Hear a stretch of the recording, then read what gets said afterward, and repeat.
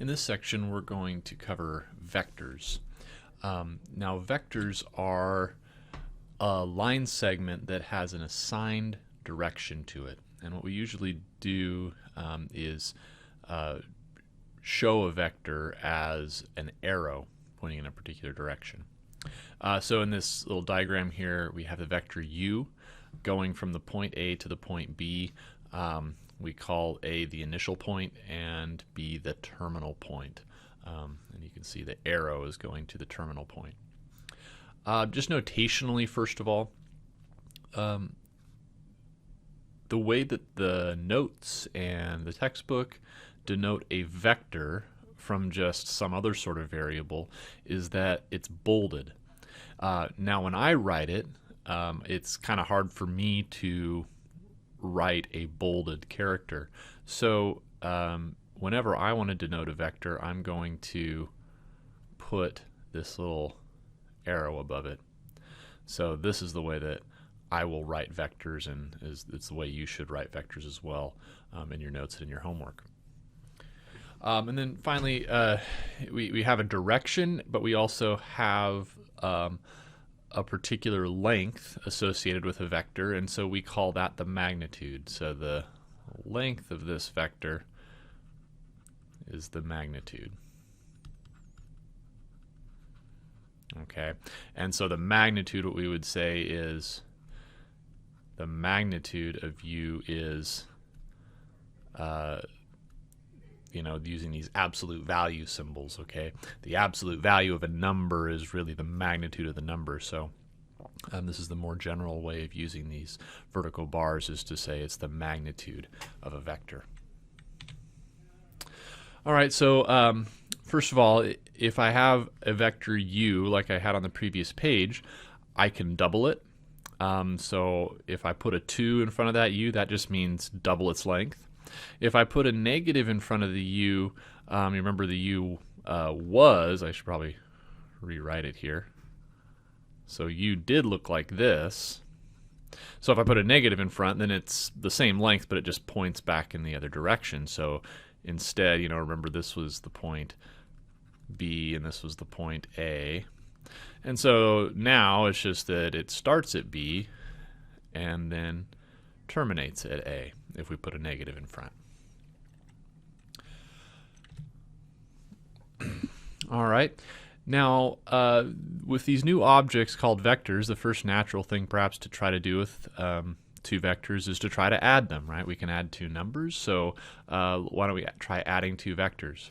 So the way we do that is if I have a vector u and a vector v, and they have the length and direction shown, then the way I physically represent adding two vectors is to take the first vector first, and then take the other vector v and take its initial point and stick it on the terminal point of the vector u, and then let it go off in the same direction that it is here. So by essentially connecting the beginning of v to the end of u, and then drawing a vector from the beginning of u to the end of v, that physically represents adding two vectors together. All right, now to actually be able to work with vectors in an algebraic sense, we need to be able to talk about the components of our vectors. So the vector u, suppose that it goes from its initial point over x and up y. And if I let the initial point be the origin, then of course I would end at the point xy. Okay? So that's going to be the way that we're going to name our vector according to its components. So x will be its horizontal component, y will be its vertical component, where we're saying if I started at the origin, whatever point I end at, that's going to be my x component, my y component. But here's the thing that's important to understand about vectors. Suppose that I wanted my initial point to be here instead.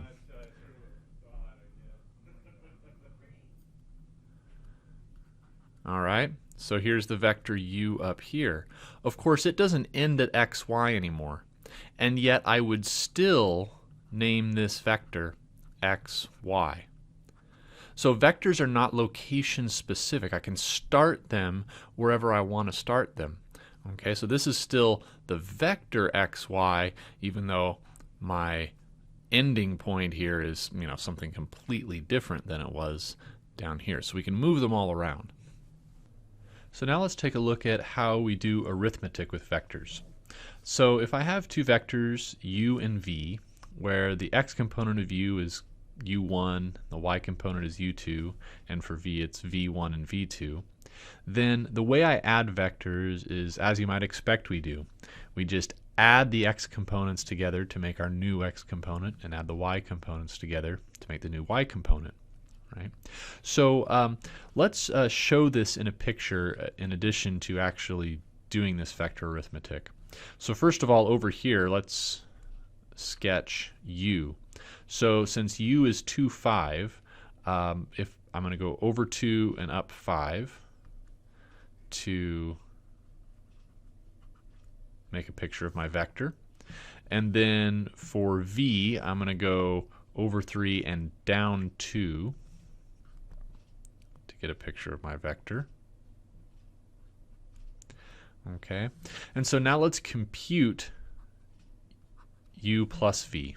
All right, so first of all, u plus v, according to our definition, is just going to be me taking the x components of u and v and adding them together, and then doing the same with the y components of u and v. So I get the vector 5, 3. Okay, so we know what that should look like, right? Go over 5, up 3. And so I can make that sketch. All right, but it's nice to visually see how this arithmetic happens. So if I start by sketching u, so again over 2, up 5, let's do that as a dashed vector. So there's u, and then v, which is over 3, down 2, from the end of u, then I end up right where u plus v is, right? So this act of adding vectors, we can see, is just the act of taking your first vector and then attaching the beginning of the second vector to the end of the first, and then you'll end up right where you're supposed to be. Because you can see I went over 3, down 2 from the end of u, and I got right to where u plus v is supposed to be. And as you might imagine, subtraction works in a very similar manner, right? So if I want to subtract two vectors, we just subtract their x components and subtract their y components, right? So if the vector u is 5, 5, then that gives us a sketch of u. The vector v is 1, 3. Then the computation's pretty straightforward, right? u minus v is going to be 5 minus 1 and 5 minus 3, which gives us the vector 4, 2. All right, so we can easily make a sketch of that. All right, so how does this relate to the picture we made on the previous page with addition? Well, what we can do is we can start by sketching u.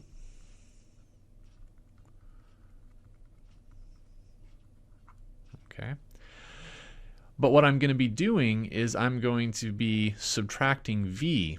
But I think we can all agree that u minus v is the same thing as u plus negative v.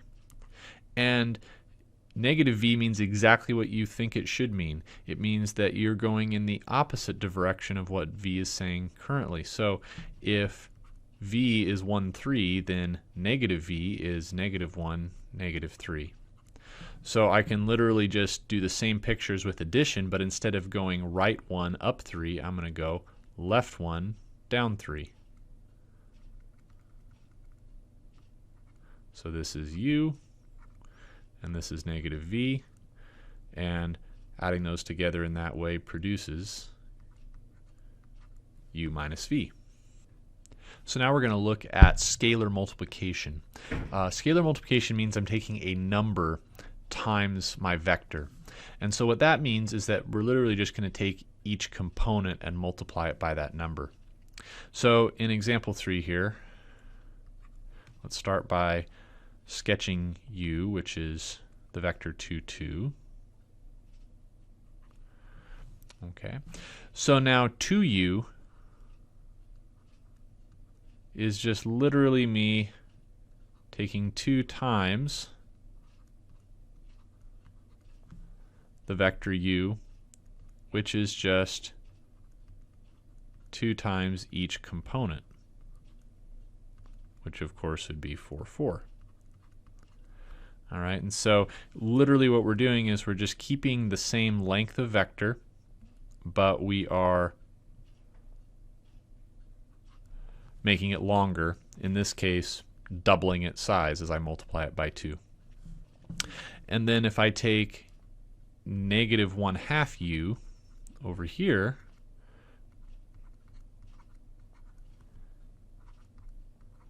then multiplying each component by negative 1/2, of course, gives me negative 1, negative 1. So you can see this negative has the effect of pointing me in the opposite direction, as we saw in the subtraction example. And then the 1/2, of course, shrinks it down by a factor of 2. And so now I am pointed this way instead. All right, so when you do scalar multiplication, the direction of your vector remains the same, although it could be going 180 degrees in the other direction. But besides that, the direction remains the same, but the length changes. Here's a bunch of properties of vectors that we should be aware of. Basically, these vector properties are just kind of the ones that you already know about that apply to real numbers, right? So like, I can add 2 numbers in any order I want. I can do the same thing with vectors, right? This is called the associative property. This works for numbers. It works for vectors. It just says if you have 3 vectors to add, you can add the second 2 first, or you can add the first 2 first. Doesn't really matter. If you add the 0 vector to a vector, of course you just get that vector back again. Vectors have opposites that if you add them, they give you the 0 vector. And by the way, this 0 that you see here that's in bold, right, this means this, right? It's a different thing than the number 0, right? It's the vector 0, 0. Distribution works with scalars, right? You just distribute them through to vectors, and that works. And also distribution of a vector to 2 different numbers definitely works. If you multiply a vector by the scalar 1, of course you get that vector back. If you multiply by 0, you get the 0 vector. And any number times the 0 vector is a 0 vector. So really nothing earth-shattering here, nothing really surprising. Just saying that a lot of these properties that you know and love from numbers also apply to vectors. All right, now I want to introduce some new notation here, and also a concept that's called a unit vector, right? So if we ever talk about a unit vector, that's just a vector that has a length of 1, okay? Now there's 2 very special unit vectors, the vector 1, 0 and the vector 0, 1, right? Those are special because they point right along the x-axis in the case of 1, 0 and right along the y-axis in case of 0, 1. It turns out we're going to use these a lot. And so because of that, we give them a special name. So we call 1, 0, I and 0, 1, J.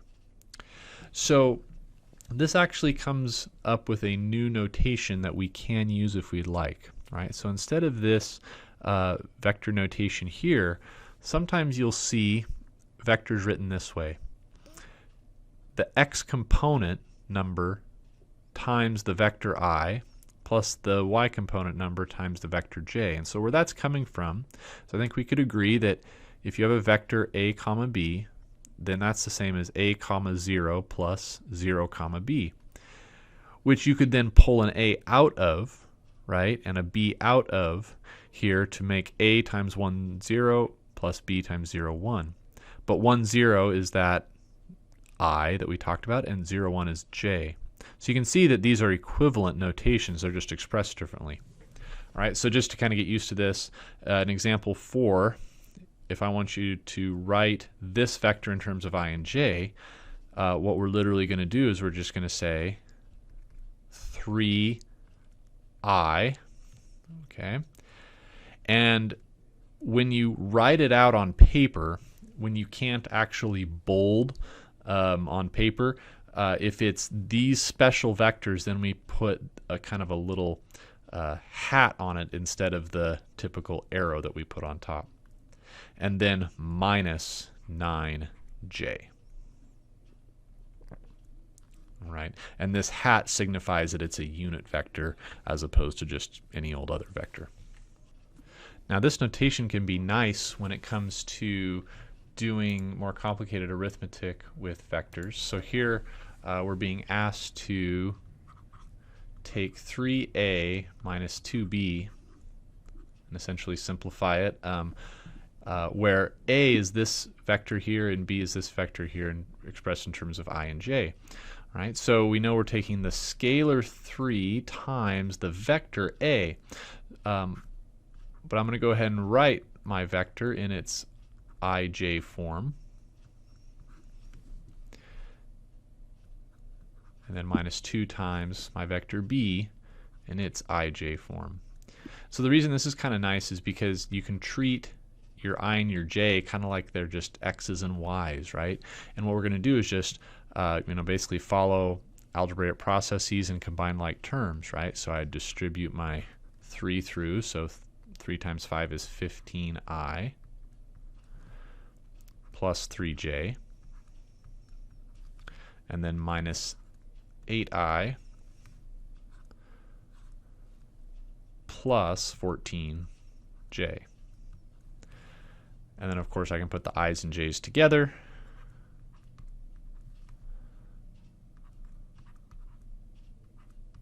just like that. Now of course this whole problem could have just as easily been done with our other notation, right? So I could have also said 3 times bracket 5, 1 minus 2 times bracket 4, negative 7, right? I could have gone through with my scalar multiplication and made it 15, 3, and then minus 8, negative 14, and then 15 minus 8, and 3 minus negative 14, and of course we get the exact same vector expressed differently. All right, so it's not like one's really all that much more easier than the other, but just two ways of expressing it. You do need to know both because they do both come up quite a bit in your future mathematics. Now another property we're going to look at of vectors is the magnitude of a vector. I've already talked about the length of a vector when we were talking about scalar multiplication. So the word magnitude is the same thing as length. Okay, and so here's the formula for it. First of all, we use these absolute value symbols. Absolute value is just an application of the idea of magnitude to regular old numbers, right? So we're using the same notation here. And so it's just the square root of the square of your x component and your y component, right? But let's just understand this is just the Pythagorean theorem, right? So if I have a vector, right, and it's the vector AB, then that means that the x component is A, the y component is B, right? So if I'm interested in knowing how long this is, that's just the length of our hypotenuse, which we've in other contexts worked with in this class, and so we know that that is the square root of a squared plus b squared. And so that's all this magnitude formula really is. All right. Now, what this idea of magnitude allows us to do is to be able to generate the components of our vectors if we know the length of our vector and the angle it makes with the x-axis. So in this picture here, if this angle here with the x-axis is theta, then the x component is the magnitude times the cosine of our angle, and the y component is the magnitude times the sine of our angle. And just to remind ourselves of why this is, right? Remember that the cosine of your angle is the adjacent, okay? So that would be A, right? The adjacent over the hypotenuse. But our hypotenuse, we know, is the length of our vector. So then if I just multiply both sides of our little equation by the magnitude of the vector, of course, we get this formula here. So that's all that this is really even coming from. All right, so let's put what we just learned into practice here. In example 6, it says to find the component form of a vector with length 10 and an angle of 150 degrees. So component form, just remember, means write it like this, A comma B. So we know that the horizontal component A is the magnitude, which is 10 in this case, times the cosine of our angle 150 degrees. But then the cosine of 150 degrees, let's remember where this is at, right? 150 degrees is over here. So the cosine is negative, and it's negative square root of 3 over 2, which equals negative 5 square root of 3. And then my vertical component is 10 times the sine of 150 degrees. And sine of 150 degrees we know is 1/2, so this is 10 times 1/2. Which equals 5. So my answer here is, in component form, this is the vector negative 5 root 3, 5. All right. Now let's kind of go the other way around. Suppose I want to know the magnitude and the angle for the vector negative 2, 5. All right, so on the previous page, remember we learned that the magnitude of our vector is just simply the square root of the sum of squares of the components. So negative 2 squared plus 5 squared. So that gives me the square root of 29. Now the angle, let's think about this for a second.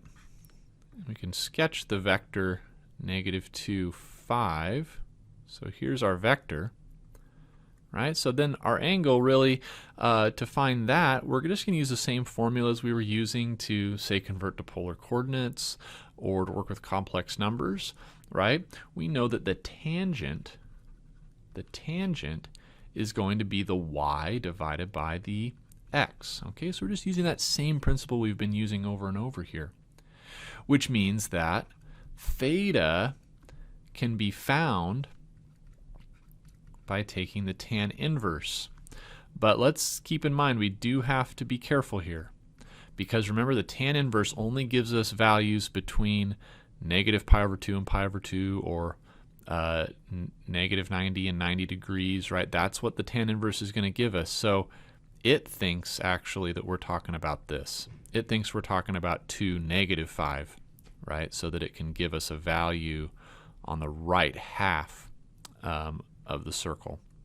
So we know that what we have to do here is add pi, or add 180. I'm going to express this in degrees, so that means I'll make sure I'm in degree mode when I type this in, and then I'm going to add 180 degrees to it. And so that gives me approximately 111.8 degrees.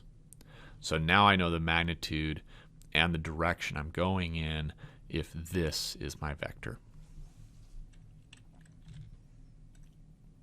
All right, I want to do one example of kind of an application problem that involves vectors. So one of the things that is nicely represented with vectors are forces. All right.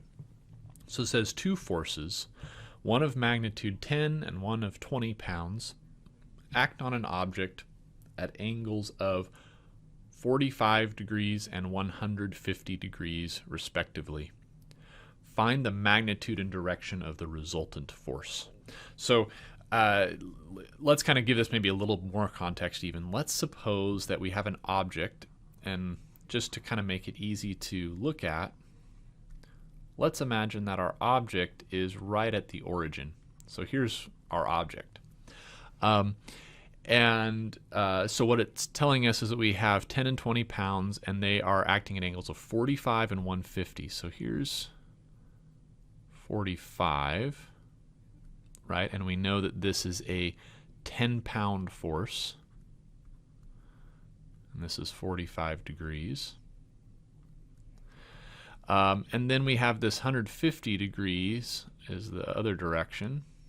And I'm going to draw this much longer because it's a 20-pound force, so much larger magnitude.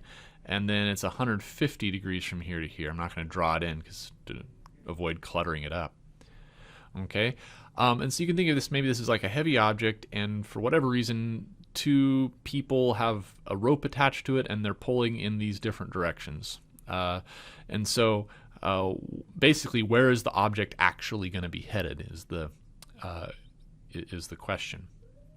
So what we want to understand is that if you have two forces acting on an object, then the resultant force, right? So the direction of the total force is just going to be the sum of those two individual forces. Okay.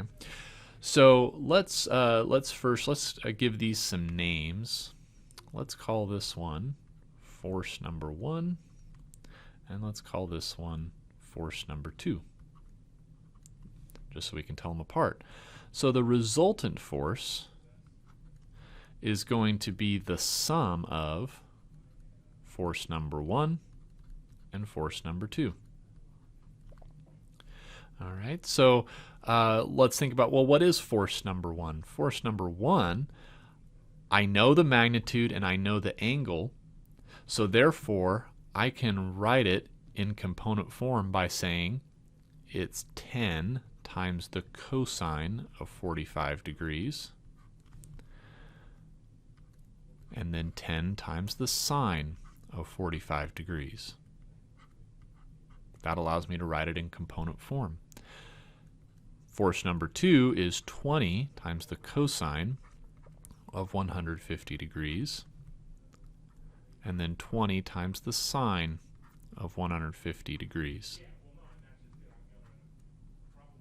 Ran out of space there. Okay.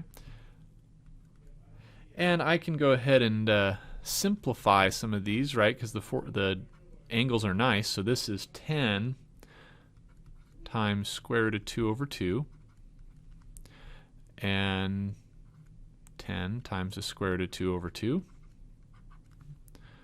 plus 20 times negative square root of 3 over 2, and 20 times positive 1/2. So this all simplifies to 5 roots of 2 and 5 roots of 2 plus negative 10 root 3 and then 10. So here's my components. 5 root 2, adding the x's together, minus 10 root 3, and then 5 root 2, plus 10. I don't know why they have that little comma there. Let's get rid of that. Okay. Now, that is my force vector. And I could get approximations for that, but ultimately it asks me for the magnitude and direction of this force.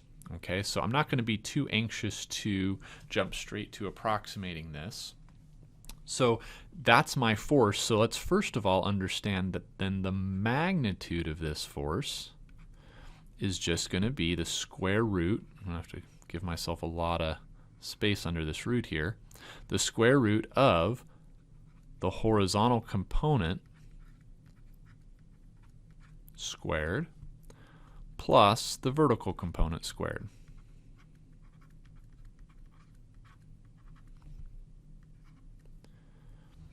And that, when I go ahead and do that computation, I get about 19.9 pounds of force when I do that.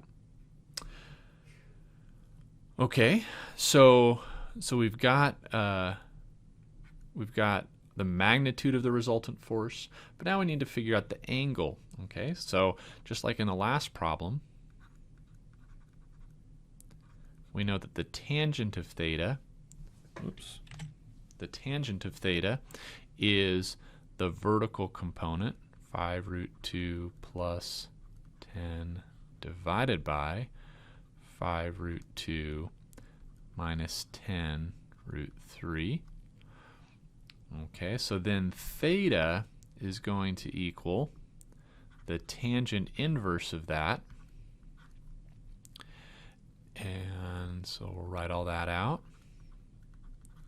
But again, remember, we have to check to make sure we don't need to add 180 degrees to whatever we get, right? So let's think for a second about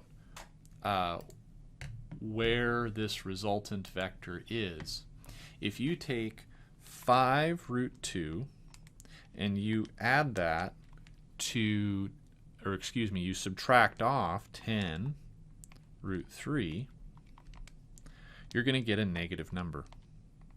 So you're going to, this is, let's just note here that this part here is approximately negative 10.25. Okay, and then this one, of course, is positive. But here's what that, I guess I can go ahead and do that. 5 root 2 plus 10, just so we can kind of see relative to each other what they are. So this is about 17.1. So what's going on here is that the resultant force is definitely got a positive y but a negative x component to it. So the resultant force is going to be something like this, okay, and it's going to be something like that. So again, remembering that tan inverse only spit out angles from here to here, we would know that this is one of those situations where we're going to have to again add 180 degrees in order to find that true angle. So I'm going to add 180 degrees there.